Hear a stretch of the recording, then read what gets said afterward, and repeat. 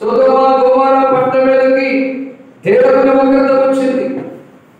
కాబట్టి నా ఆలోచన ఏంటంటే ఈ జబ్బువారం బోడబడ గ్రామం ప్రజల మీదకి ఉగ్రత రాకూడదు.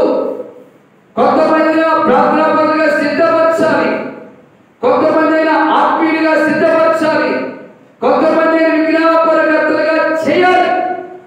ఎవరు ఇది సేవకులకు ఆలోచన, ఇది దైవజనుడికి తపన. నీ తపనేంటి? ఎంతసేపటికి రూప సంపాదిత రూప సంపాదిత రూప సంపాదిత, డబ్బు డబ్బు డబ్బు డబ్బు కోసం ఎవరంతారా కాపలా కాస్తారు కూర్చుని. ఏమంటే డబ్బు నీకు పెట్టింది ఎవరికి? అందులో భాష. మరి మరి ఏ పని పోతున్నావు చెప్పు, ఏ పని పోతున్నావు? మనం ఇంటికాడండి అయినా దేవుడు నిన్ను పోషిస్తున్నాడు కదా. కాకులను పోషించు దేవుడు, ఆకాశ పక్షులను పోషించు దేవుడు నిన్ను పోషించడా? ప్రార్థన చేసే కదా. అందుకని తెల్లవారు చూడగానే పక్షులు కిలకిలకిలమని దేవుని స్తుతిస్తున్నాయి. అందుకు దేవుడు వాటిని పోషిస్తున్నాడు. భక్తులు లేకుండా చేస్తున్నాడు. మరి మనకి ఎవరిని కోరుకుంటే అన్నం లేదు, అన్నం అంటే కోరలేదు, పొయ్యి మీద పడి పొయ్యి ఎదగలేదు, పొయ్యి కింద పడి పొయ్యి ఎదగలేదు, అప్పులు కొరతలు కలవరాలు గొడవలు సమస్యలు ఇబ్బందులు సెలవుతున్నాయి. కారణం భయంతో భక్తి చేయటం లేదు. బుద్ధి తెచ్చుకొని జ్ఞానం తెచ్చుకొని భయంతో భక్తి చేయాలి. అపవాది ఎప్పుడు మనల్ని అటాక్ చేస్తారో మనకు తెలియదు. భయము భక్తి కలిగిన వారి చుట్టూ దేవుడు తన దూతలు కాపుదలు ఉంచుతాడు. దేవుడు దూతలు కాపుదలుగా ఉంటే కరువు కానీ, తెగులు కానీ, రోగం కానీ, వైరస్లు కానీ, శీఘ్రశక్తులు కానీ మనం ఏమీ చేయలేవు. దేవుడి కాపుదల లేకపోతేనే అవి చేయడం చేస్తాయి. దేవుడి కాపుదల ఉండాలంటే మనం భక్తి చేయాలి. అందుకే దావీదు ఏం చేస్తున్నాడు?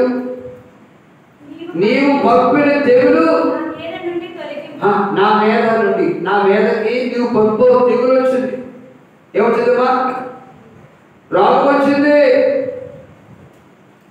నువ్వే పంపవు ఈ రోగాన్ని,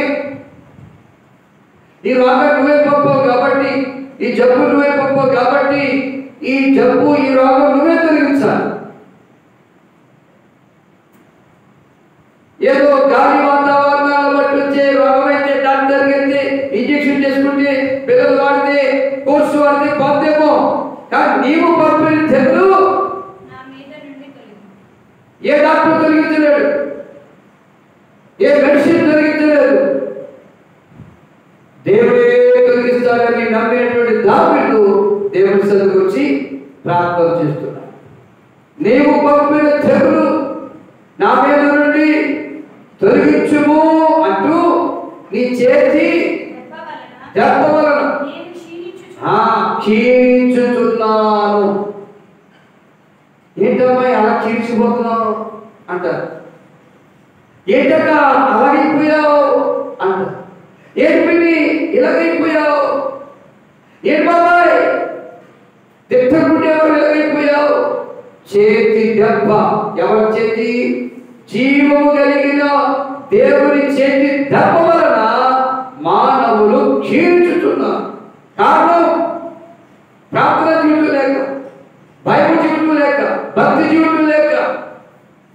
ఈ ప్రార్థన జీవితం, బైబిల్ జీవితం, భక్తి జీవితం లేక దేవుని చేతి దెబ్బ వల్ల మానవులు క్షీణించుతున్నారు. దావీదు అంటున్నాడు, నీవు భక్తులు తెగులు నా మీద తొలగించయ్యా, నీ చేతి దెబ్బ వల్ల నేను క్షీణించుతున్నానని చెప్పుకొస్తూ ముందుకెళ్తూ ఒక మాట అంటున్నాడు. ఆ మాట చదువుకుందాం.